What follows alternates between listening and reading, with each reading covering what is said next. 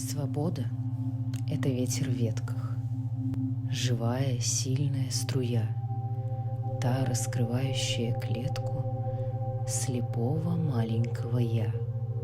Пространство оклик, и с разбегу вдаль с быстротой разящих стрел, но не разгул и буйство эго, а выход за его предел. Свобода — это звездный танец, преодоление веса, взлет. Свобода — это разрастание того, что жизнь душе дает.